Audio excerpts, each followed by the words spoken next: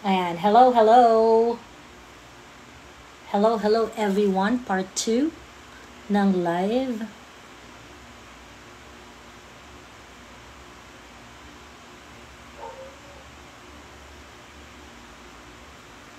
Hello, hello. Ayan, ang tawag dito, to answer yung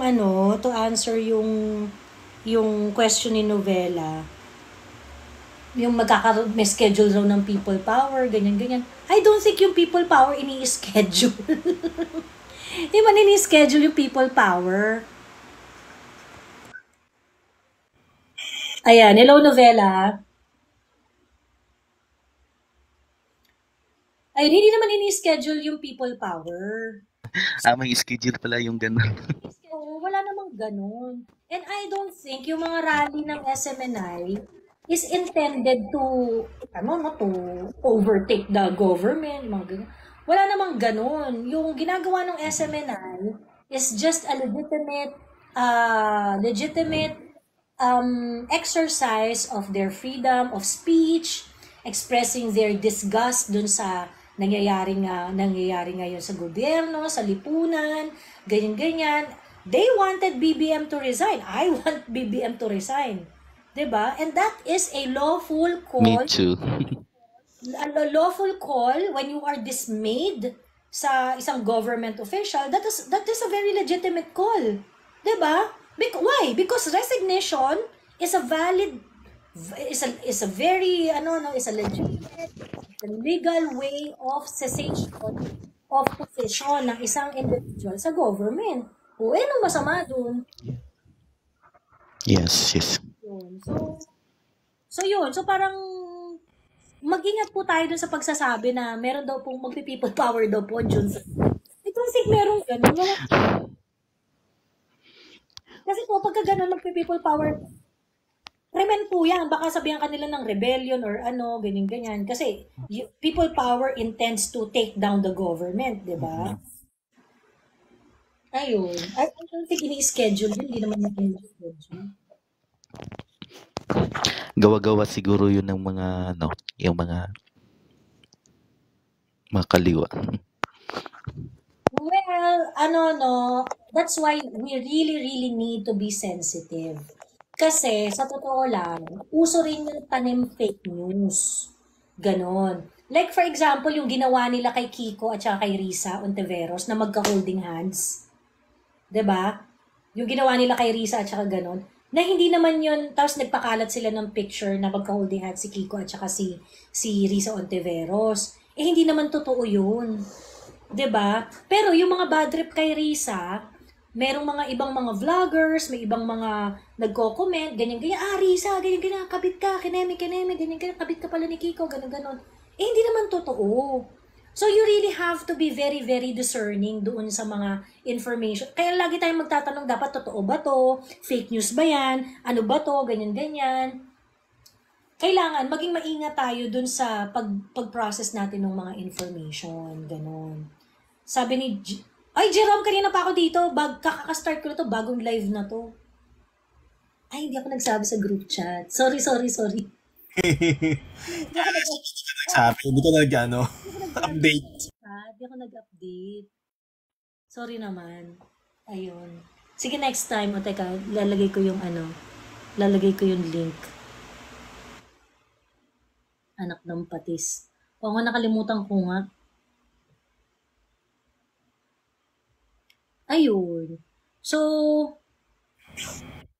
welcome back ate, sabi ni Art. Hello, thank you. Kung yung may mga, yung mga schedule, yung mga rally, if you want to go, pwede kayong pumunta doon. Pero pag yung may nakita kayo na, hindi, magpi-people power tayo dito, medyo ingat. Kasi ano yun eh, may kaso yan eh. Sedition po tawag doon. Again, you're not here to overthrow the government. Again, ang plano nila is marinig ng government. And that's what SMNI is doing. Maingay man sila, gusto man nila pababain si BBM, that's within their rights as a Filipino to request for that. Pag hindi nila gusto nangyayari. Hindi bawal kumbinsihin ng presidenteng mag-resign na, lalo na kung siya incompetent. Di ko maintindihan kung bakit nasa side kayo ni Kibuloy. bakit kayo hindi magiging sa side ni Kibuloy? Tingin mo ba fair yung nangyayari sa SMNI at kay Kibuloy, Moko? Sige, willing ako sagutin yan, Moko. Would you like to go up? Okay? Would you like to go up? Ngayon, bakit tama lang yung nangyayari kay Kibuloy? Explain mo sa amin, bakit kailangan makulong ni Kibuloy? Or kailangan siyang tratuhin in this manner?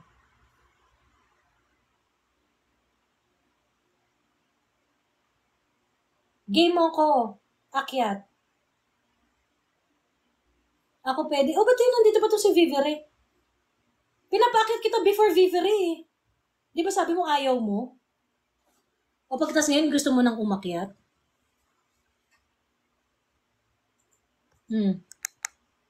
Sige, subukan natin si Vivere.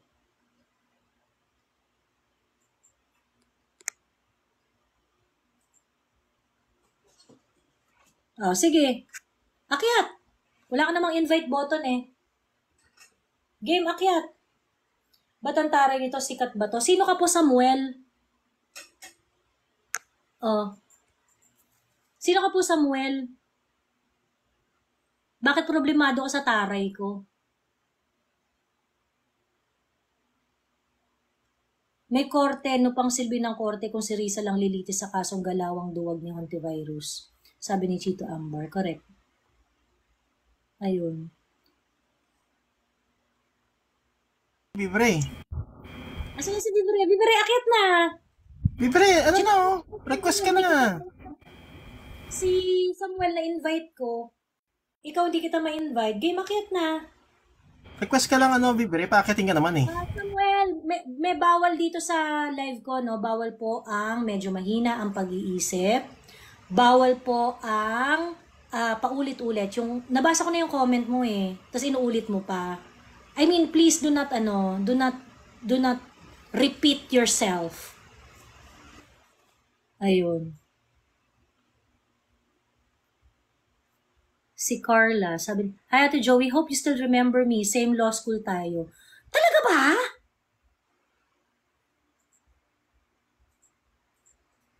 Seryoso? Tagal na no. Oh my God, Carla, naalala na kita. Naalala na kita, Carla. Nagtuloy ka ba? Kaso parang, oh. Oo, naalala na kita, Carla. Ayun. Nagtuloy ka ba? So, lawyer ka na ngayon. Nagsapa ka after second year. Oo nga. Oo. Hindi ka nagtuloy. Okay. Oh, maganda tong batang to eh. Daming may crush dito sa law school eh. Di na ako nakabalik. Ano, nag-asawa ka na? Ay, hindi nagkamustahan. Nagkamustahan. Nakakaloka. Ayun. O, asan na Vivere? Tagal. Nawala na yung mga invite eh. Ito problema pag matatapang sa comment section eh. Daming sinasabi. Takang-taka, ba't problemado sa taray ko? Profile mo yung problemahin mo. Huwag mo problemahin yung taray ko. Ayun. Ang tagal na kaya inaantok na ako. Di ba mismo FBI na nagsabi na wanted dyan si Kibuloy? Tapos nasa side kayo ng sa bulaan na yan. Sabi niya, oh, pag sinabi ng FBI, that is for sure. Moko. Ngayon, hindi ba dapat, kailan yan sinabi ng FBI? 2018? Kailan pa nagkaroon ng issue na sa ano? 2018 yata. 2018-2019. 2018-2019. O, ilang taon na. If it is true and they found, cause doon sa mga pinagagawa ni Kibuloy, bakit hindi sila ba't hindi nila pina-extradite si Kibuloy? Exactly. Moko. Ba't hindi nila pina-extradite si Kibuloy? Ngayon, kasi Moko, eto yung ano ko dyan, no? Eto yung, hindi naman nagtago si Kibuloy 2019 onwards. Lagi pang may show. Lagi pang nagbabasketball. Di ba? So ngayon, sa totoo lang mo ko, duda ako dun sa ginawa na yon ng FBI. Kasi, if they really want to catch Kibuloy, they can very well do it. But why they are not so persistent? 'Di ba? So, sa akin, edi kung meron kayong grounds para hulihin si Kibuloy, edi hulihin ninyo. Eh, ang tagal-tagal na yan eh. 'Di ba? Ang tagal-tagal na yan, bakit ang bagal nyo kumilos? Pagkatapos, eto pa. Bakit hindi sila nag-a-apply ng extradition para kay Kibuloy? Tapos, ang tinitira nila, yung yaman ni Kibuloy. Finris nila yung assets ni Kibuloy, inano nila, ganyan-ganyan. 'Di ba? So, ba't hindi nila yung ginagawa? Okay, after few years, what did they do? Ang ginawa nila dito sa Pilipinas, yung Congress, they start reviewing the franchise of SMNI. O pagkatapos, itong si Risa Ontiveros, na maka-Amerika pa sa mas maka-Amerika, ay sinasabi na, same thing, rape si Kibuloy, meron siyang ganito, meron siyang ganyan, ineme. Why do you not want to put it in proper forum? So that is the greatest red flag of the Pastor Apollo Kibuloy issue. Bakit hindi nyo dalhin ang kaso ni Kibuloy Correct. sa tamang forum? Okay? So ngayon, I hope you understand kung bakit kinakampihan ko si Kibuloy dito. Hindi ko sinasabi na si Kibuloy ay inosente or whatnot. I am not competent to say that. What I'm saying here is this. If Kibuloy is guilty, if Kibuloy really did those crimes that you say he did commit, why did you not bring it to proper forum noong 2019 pa lang? 'Di ba? Live access needed daw. O wala ka pa raw live access, Vivere. Ate Joey, may sinabi siya dito, may sinabi si Mix kanina. Sa sagot na, yung sagot mong yan. Eh kasi po, protector ata niya mga Duterte. Teka lang. May narinig ka bang request from the US, from FBI, stating that, gusto naming gusto naming ipa-extradite si Kibuloy dito sa US. Can you assist us? May ganun bang request galing from FBI? Tapos dininay ng Duterte government? Kasi kung may ganun kasi, Pagtatakip ng Duterte government ang ginawa. oo, exactly. Ano yung pagtatakip ng Duterte government kay Pastor Kibuloy? Ano exactly yung pagtatakip na ginawa? Yes, Mix. Can you explain to us, Mix? Ano yung pagtatakip na ginawa? Kasi may presumption ka na protector ni Kibuloy yung mga Duterte or yung Duterte government. Ano yung mga badges kung bakit naiisip ko na itong mga pinagagagawa nila kay Pastor Kibuloy ay pang-target at politically motivated. Okay. Ano ang sinasabi nila kay Kibuloy? Siya ay rapist, siya ay nag-human traffic, pinipilit niya ang mga faithful sa KOJC para siya ay kumita, kineme, ganon. Yung mga sinasabi niya. Okay, and because of that, gusto ni Risa Ontiveros na tingnan ang yaman ni Pastor Kibuloy, gustong tingnan ni Risa Ontiveros kung talaga bang wala bang pilitan sa pagtatrabaho, kineme, ganyan. It intertwines with a lot of basic human right of Filipinos. Okay? Kasi, unang-una, isa sa mga pinaka-importanting karapatan ng mga Pilipino ay ang right to believe. Okay? Right to exercise your religious freedom. Okay? So ngayon, ang gusto ngayon ni Risa Ontiveros, tingnan niya kung paano nagpa-practice ang KOJC ng kanilang belief. Okay? Ang simbahang Katolika, hindi ba nagkaroon ng issue yan tungkol sa mga commercial transactions? Hindi ba nagkaroon ng issue yan tungkol sa pangre-rape? Hindi ba nagkaroon ng issue ang simbahang Katolika sa pag-enable ng mga CPP, NPA, NDF? Yung ibang mga simbahan, hindi ba meron din silang mga issue sa pang-aabuso? Ngayon, bakit hindi ginawa yun ni Risa Ontiveros doon sa ibang mga simbahan? Bakit kay Kibuloy lang? 'Di ba? So that is a huge, huge red flag kung bakit gano'n na nangyari. This is in the Senate. Sa Congress, ano yung ginawa nila sa Congress? Sabi nila, fake news daw ang SMNI. Okay, ilang beses na yung balita sa GMA, balita sa ABS-CBN were reported inaccurately. Were they ever called for a review of franchise because of doing so?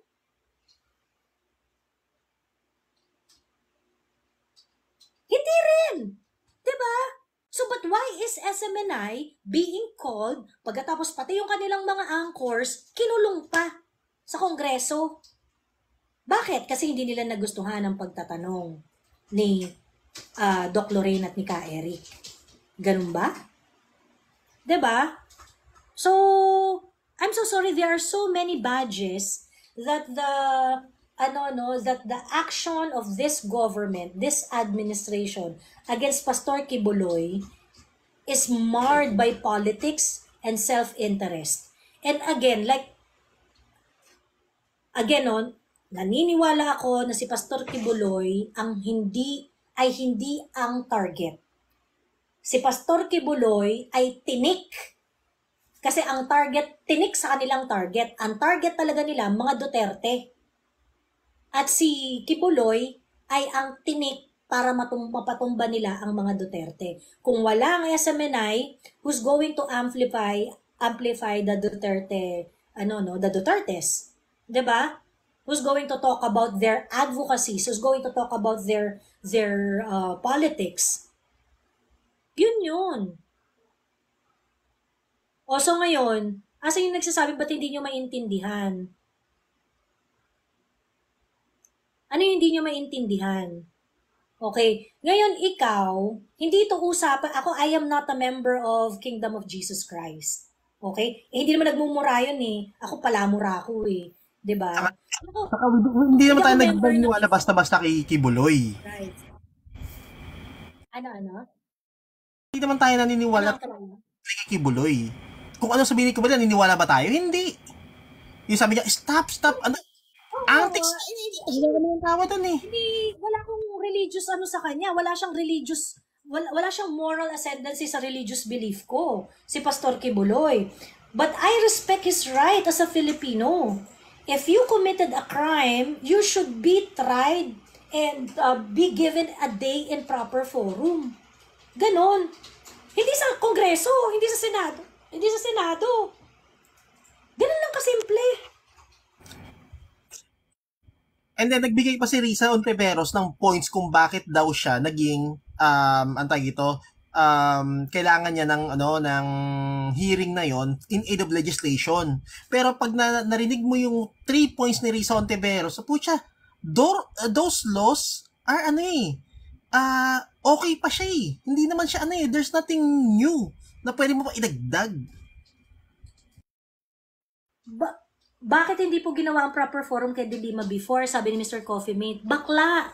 Nakarating sa korte yung kaso ni Leila De Lima. Sa kay Senyor Aguila, I don't know, lahat naman, ang Congress naman, gano'n naman sila eh. Diba? But eventually, Senyor Aguila, I think, was charged. And so that is why expelled na yung hearing niya sa Senate. Diba? Nag-Senate din po yun eh. Oo. Pero, kinasuhan na to si Senyor Aguila, di ba? May mga kaso na si Senyor Aguila. So, wala na ngayon sa Senate. Ngayon, ang tanong, dito kay Pastor Kibuloy, ba't tayo yung tigilan? Di ba? Ang dami ng ebidensya hawak ni Risa Ontiveros, di ba? 2019 pa tong kaso na to, di ba? Ba't di nyo kinasuhan at the onset? Yung kasi kay Senyor Aguila, yun eh, it started with a chismis eh, and then they were able to gather information along the way. Pero itong kay Pastor Kibuloy, may kaso na sinasabi niyo, may kaso na yung FBI. Diba 2019 pa lang? O asa ng kaso hanggang ngayon? Oh. So I don't think parehas sila nung kay Senyor Aguila. Ano pa nga eh? Inopen na pa nga ng DILG o DOJ yung mga kaso. So ano pa bang Ano pa bang ano kailangan nating pag-usapan about it? 'Di ba? Bring it back to earth. Sino ba tong tangang web na to? Black. Diyos ko po, enjoy na enjoy kayo sa kabubuhan ninyo na pinagmamalaki niyo pa sa buong mundo, no? Anak ng patis yan.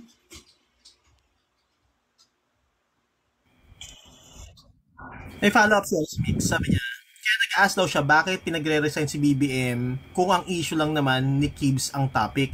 Technically, hindi issue ni Kibbs ang topic doon. Hindi naman pinagre-resign si BBM dahil lang doon kay Kibuloy eh. There are so many other things that he is very incompetent na i-deal.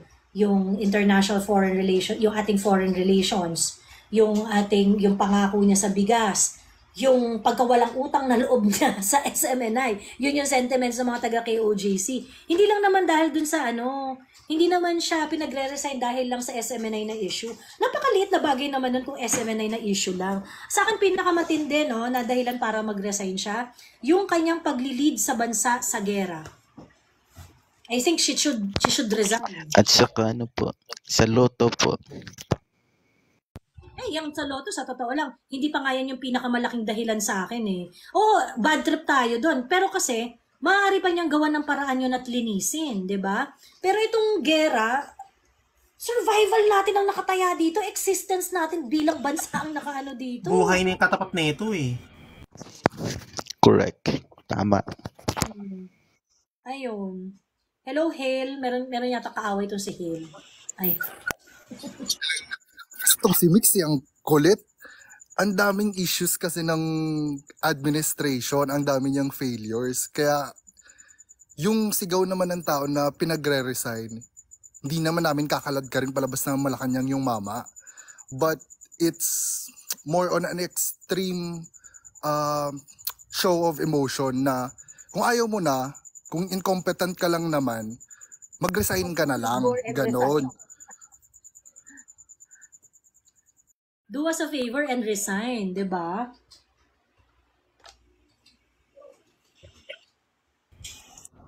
Kaya nung isang gabi, pinag-usapan namin ni Kuya Miko, kung sa ibang bansa, si PRRD, pinag-aagawan, pwedeng pahiram si PRRD para sa bansa namin. Baka naman may bansa sa mundo na gustong hiramin si BBM, bibigay na lang namin. Travel siya ng travel. Hindi, sabi, bibigyan na lang namin, may freebies pa. Natawa ako doon na. Yes, Hale. Meron ka gusto idagdag? Wala, patama dito para lang yung comments na napagod ako mag-type eh. Kakainis ng mga tao. Si Dan Bro naman hindi nakikinig. Marami pong reasons. Isa lang po yung dahil sa gera, sa pagkaladkad niya sa Pilipinas sa gera, isa lang po yun sa maraming rason. Pero yun yung pinakamatinding reason. Madami pa, walang nangyayari doon sa pangako niya na i-improve ang turismo, walang nangyayari doon sa pangako niyang pabahay, walang nangyayari doon sa pangako niya na national food security. Ang dami pa po. Lahat ng pinangako niya walang nangyayari. Asan na yung Maharlika Investment Fund ngayon na supposedly ay nagbibigay na sa atin ng prosperity? Wala pa din. Makinig naman kasi ng mabuti. Ngayon, yung sinasabi tungkol doon sa gera, that is just one of the major reasons. Ang dami pong rason. Okay? Ang daming rason. Hindi yung, yun lang pala. Diyos ko po, kakasabi lang namin na madaming rason at yun ang pinakamatibay na rason eh. Tapos, yun lang pala yung gusto ninyo. Diyan ako naiinis. Yung walang listening comprehension. Diyos me. Dapat yata yung Catch Up Friday, yung pagbabasa, pag-improve yun ng reading comprehension at listening comprehension ng mga estudyante. Dapat pati adult naggaganon eh. Kasi wala comprehension. Nagkalat. I mean, I'll add something na nga. Kasi nga kanina may mga nakausap kami na na mga OFW. Yung isa sa China pa, sa China tuloy sa Hong Kong. Imagine mo I mean, grupo sila ng mga OFW doon. Ang main concern nila, besides doon sa mga pending war nga, is yung safety ng family nila dito sa Philippines, lalo na sa mga sa mga crimes dito. Kasi napaka mga okay, nagbibigay ng data ang government na bumaba yung drugs, bumaba ang crime rate, ganon. Pero hindi siya nag-translate doon sa sa real life eh. Nararamdaman ng mga OFW, shit, parang iba yung nangyayari sa Pilipinas Bakit ang pangit? Bakit parang dumami na naman yung droga? Yung isa, yung anak niya muntik nang pasukin sa bahay nila. Yung mga ganong instances. And at the same time, yung isa, yung mga trabahador niya dati during PRD's time, inom lang yung ginagawa, alak lang. Ngayon, yung iba daw nagdodroga na. Putya, dati alas 10 pa lang tulog na. Ngayon, putya, alas 3 na madaling araw, gising pa rin. Pinag-CCTV niya, may nahuli niya, nagdodroga. Oh. Kala ko ba mababa na yung yung crime rate tsaka yung ngayon, drugs ngayon. Ang yabang nga ni BBM sa niya sa speech niya Bumalik nga yung laglag bala sa sa airport. Isa pa yan. Concern ng mga OFW yan. Oo. Isang insidente pa lang siya pero lahat allergic. Parang, ano yan? Oo. Na-allergic 'di ba? Sabi ni Dan Bron pa join. Ayan, invite sent Dan Bron. May nakita akong post sa Joey, pinost ko doon sa chat. Mayroon na daw OFW binalutan na naman ng plastic ang mga daladala nila. Naggulay. It's Pinoy time again and again. Actually yung huling trip, yung huling sakay ko ng eroplano, papunta ditong Bacolod. Nag-ano rin akong ang pangalan nito, cling wrap ako. Nag-cling wrap ako ng maleta. Kasi, mahirap na mawala ng gamit. Kasi meron akong importanteng stuff doon sa loob ng maleta ko. So, parang just to be sure na hindi siya magagalaw. Nag-cling wrap ako. Ayan. Nakakawawa, no? Hindi mo ma-expect yung hindi mo ma-expect yung mga tao to do the right thing. 'Di ba? Gusto ng mga Pulangaw yan yung maging Ukraine ng Pilipinas. Salamat BBM, nauto mo mga Pulangaw. Padagdag kanina nung drugs. Kasi yun nga, nandito na ako since 2011 sa area ko. Ang bentahan ng bawal pala mag-discuss, no? Nung maputi, ang bentahan nun, 5 grams, nasa tatakbo ng 500. Ano? Stop na po, no? Kasi yung full Yung puti. Ito yung mababang ure. Ito binibenta nasa 500 to 800. Pinoy time. Nung pumasok yung matanda, same amount, 2,500. Tapos ang hirap hanapin. Ngayon, Miss Joey, 400. Pero meron ako nakikitang report, Hill, sinusubaybayan ko yung street price Yung mga buy-bust operation, ang pinapalabas nila, mahal yung droga ngayon. Ay, hindi. Ang dami. Kasi may mga kasamaan na syempre hindi mo naman pagkakanulo yung mga kaibigan mo. Pero talagang gumagamit. Ganun na daw talaga yung presyuhan. At madali nang hanapin. Yung mga dati nilang seller, active na ulit. Oo. Ang kasi niya ng manifestation ng mura siya is kapag yung mga kilala mong mahirap na na zombie ay biglang naging zombie na naman. Ibig sabihin mura siya. 'Di ba? Kilala mo hampas lupa yun paano nakabili? Kasi mura na.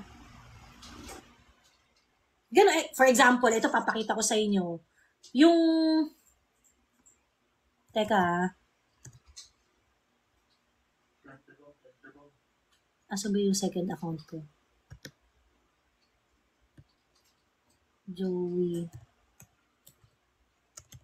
Yung ito.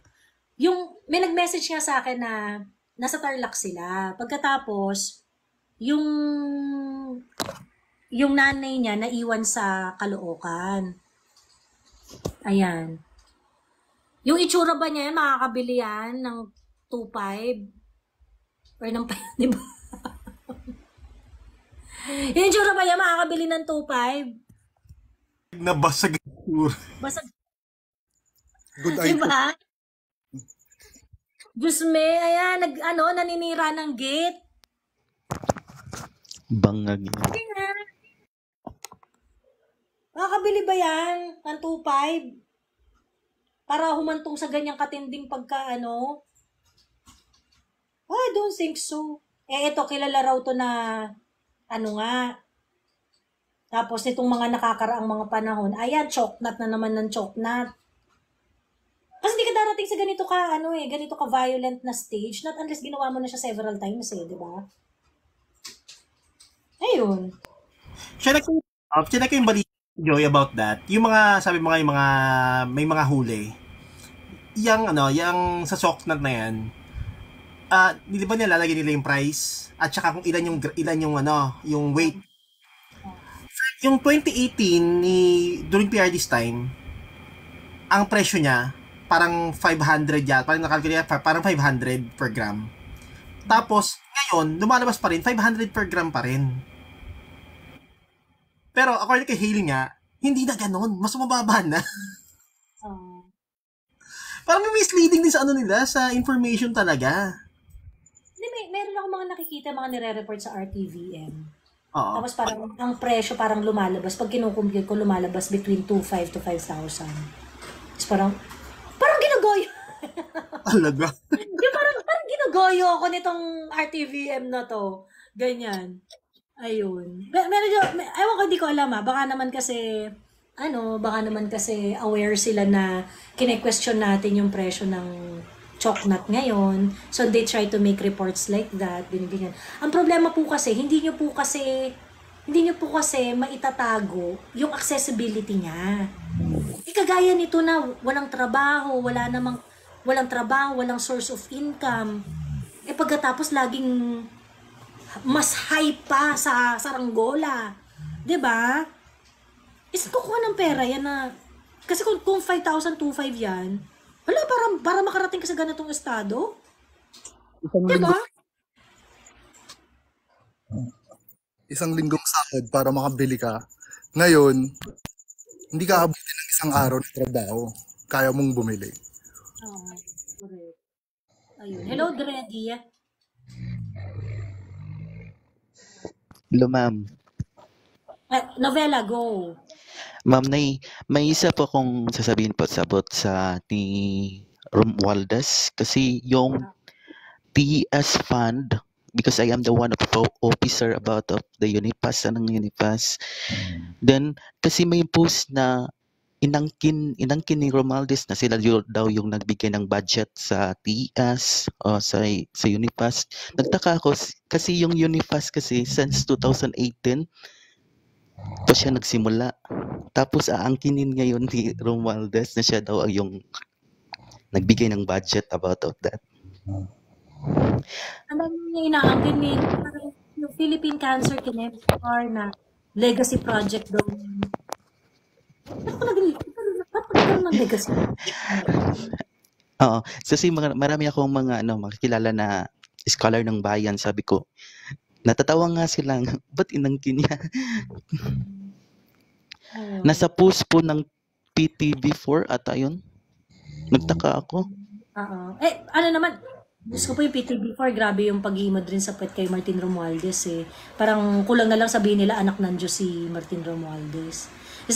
May interview sila kay Martin Romualdez. Matalinong sinagot ni Martin Romualdez ang mga tanong. PTV4 ako sa inyo. Ayun. Dreddy, you wanted to say something? Hello, Dreddy. Ay, corny. Tangina. Dreddy, hindi ka po pwedeng makatulog ng bonggang-bongga. Kakaakyat mo lang pagkatas ganyan na yung hilik mo. Ay, ata yun. Bangag ata yun. Naghilik Parang feeling savage na. Kung yung inaakyat nyo dyan, umakyat na lang rin naman na kayo. Kung yung inaakyat nyo dyan, nakipagtalas-tasan na kayo. Hindi mo na sayang oras nyo. Diyos ko, fake tapang. Fake tapang. Diyos ko, ganyan lang yung kaya niyong ibanat sa akin. Ano ba naman yan? Ganyan lang yung kaya niyo. Tapos nag-stay pa kayo dito, nakikinig pa kayo. 'Di ba? Tapos hindi niyo naman pala kayang tablahin yung mga sinasabi ko. Eh, ano na? Diyos ko, galaw-galaw kayo ng maayos. Grabe tulog. Pag-akit ate, siya biglang ganun nakagrabe yung hilik niya. Uy, Dreddy, pa-check ka na sa ospital. Delikado yan. Baka narcoleptic ka. 'Di ba? Madaming ang fake tapang, sabi ni Chiri. Oo. Bagong gamit ata yun. Ayun. Della, meron kang gustong sabihin? Apo, regarding din po sa SMNI, I don't know guys if you believe in conspiracy theory, pero hindi siya conspiracy theory, more on factual siya kasi kung kilala niyo si George Soros, yung media mogul, yung may control sa mga media, and he has actually a connection dito sa Philippines, and SMNI is the only, I think, na media na hindi controlled ng billionaire na yan. Kaya siguro ginugurugor nila ng bongga yung SMNI. It's because ang SMNI talaga is yung balakid talaga sa mga plano nila sa Pilipinas na gawing battlefield kung... Kasi imagine Miss Joey ha, even yung PTV, parang ginagawa nila ng parang mind conditioning yung mga tao about sa gera-gera. It's like, dun tayo patungo, yung ganun yung peg nila eh. Yung Battle of Yultong na yan, yung Battle of Yultong na narrative na yan, huwag kayong papaloko dyan. Ginagamit propaganda yan ng mga puti. Yan yung way nila para i-convince ang mga Pilipino na hindi, okay lang, tingnan niyo yung Battle of Yultong. We can replicate that, yung mga ganon. Kayo nagpapapaniwala sa mga propaganda nila na ganyan. Ayun.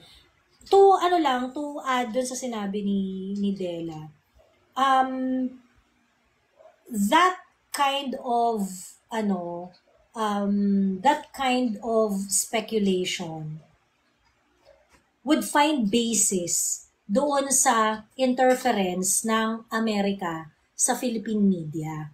At alam naman natin yun eh. Hindi naman yan it is a fact that the CIA is giving money to Rappler and to Vera Files. It's a verifiable information.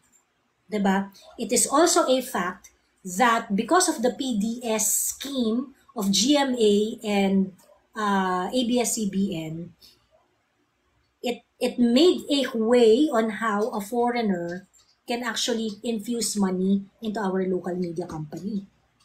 Diba? So, kumbaga, yung ganong klaseng speculation, it is really well-founded doon sa mga nangyayari at yung mga previous events where you can actually conclude na kaya ayaw nila sa SMNI kasi wala silang ganon. Wala naman silang investment sa SMNI. SMNI is very supportive of the Duterte. Sino bang galit sa mga Duterte? Americans. Ayun. Eh, di ba yun yung nangyari nung sa Iraq dati na yung sa New York Times na nag-issue sila na may weapons of mass destruction na yung Iraq, only to find out wala pala. Eh, controlled ni Soros yung yung New York Times na yan eh. True. It's one of example. Tama. Soros amo ng Rappler yan at connected si Lola Loida at connected si Loida Lewis na connected din sa mga leftist yan. So, it can easily be traced. So, yun. And they're not denying it. Diba? Di rin naman dinideny. Ayun. So, yun talaga yun. Control sa media. That is the reason why ginugurgor si Pastor Kibuloy. Because Pastor Kibuloy's machinery, yung kanyang wealth, yung kanyang flock, yung kanyang support sa mga Duterte, napakalaking tinik para patumbahin ang Duterte. Hindi nila mapapatumba ang Duterte kung ang backer ni Duterte ay si Pastor Kibuloy. And by that, Miss Joey, I really want to, gusto ko talagang murahin si BBM kasi ganun na lang talaga yung tingin niya sa atin, na parang ang bilis-bilis niyang ibigay yung faith natin sa Amerika. Hindi na siya natuto. Grabe yung nangyari sa ancestors natin way back during colonization. Hindi niya naisip yun na. Isip ako talaga ako. Grabe as in. Kasi inis ako talaga sa kanya. Kasi sobrang katraidoran talaga yung ginawa niya. Sobrang nakakabuisit. Parang, katulad ka lang rin pala ni Lenny. Ang dami mo pang arte. Diba? Lenny mo lang rin naman pala kami. Ang dami-dami mo pang arte. Diyos me. Nakipagbantago lang pa kami kay Lenny. Yung pala parehas lang naman pala kayo. He is really a perfect epitome of yung ships with wolf with sheep's clothing, as in napaka-gentle niya magsalita pero puso niya sobrang demonyo, as in. Pero, ayan. Lakas daw ng omo. Kung may nag-video ako sa paligid ni Dela. Ayan. Nag-e-enjoy yung mga kapitbahay ni Dela. Pagkatapos tayo, nag-uusap tungkol sa politika. Ayun. Nagpanggap talaga si BBM. Correct. Nanloko talaga ng tao. Iba na ang panahon ngayon. Israel nga talo na sa social media. At Amerika di rin ganyan ka-powerful. Ayun. Kung may divine justice, sana hindi magasing ng... Kung may divine justice, sana hindi magising ng adik na yan.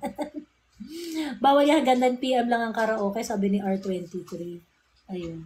So anyway, yun. Yung pagbalik lang tayo dun sa yung sa topic natin this evening. Yan tungkol sa panggugurgur kay Pastor Apollo Kibuloy. Obvious na it is gurguran. Obvious na it is gurguran. Kaya nung first time ko na marinig na magsistage ng rally ang KOJC, I think I am one of the first na social media personality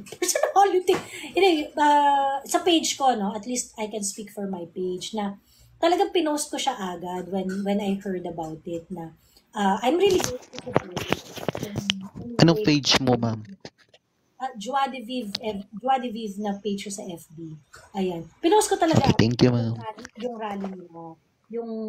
Yung nangyari nitong March lang recently. Ayan. Kasi, if they can do it to someone like Pastor Kibuloy, na ipitin ng bonggang-bongga, i-deprive ng opportunity, paano hindi nila kayang gawin sa'yo yun? Nobody lang tayo dito. Kung kaya nilang gawin yun kay Pastor Kibuloy, mas lalong kaya nilang gawin yun sa mga ordinaryong tao. So, iintayin mo pa ba? Iintayin mo pa ba na yung dumating tayo dun sa punto na ang ginugurgur na nila ay ordinaryong tao? Diba? So, yun yung sa akin doon. Kaya sa akin, importante na lumagay tayo sa tama dito.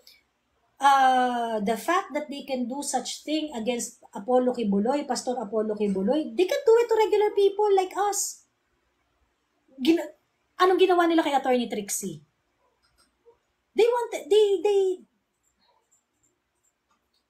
They talked to the network where Attorney Trixie was working para sipahin si Attorney Trixie. Attorney Trixie talk about it already, di ba? Ginagano nila yung mga tao na merong malalakas, na merong mga kahit papano may mga power sa public, may influence sa public. Ginaganon nila. Okay? What made you think na pagka naubos na yung mga taong medyo may influence at platform, ay hindi niya gagawin yun sa ordinaryong tao? So it's better that you speak now while you can.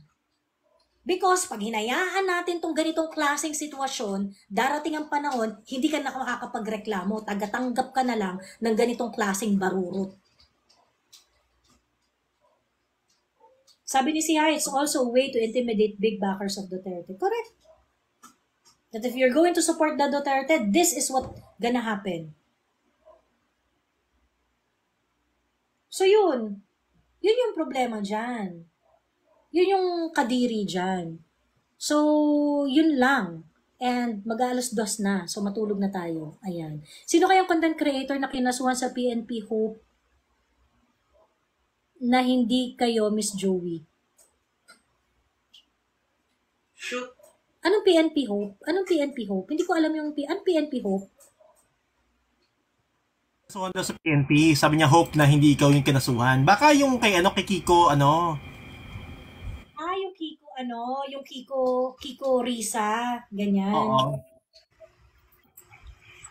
PNP. Hope na hindi kay, okay. Nagets ka na. Okay. Ayun.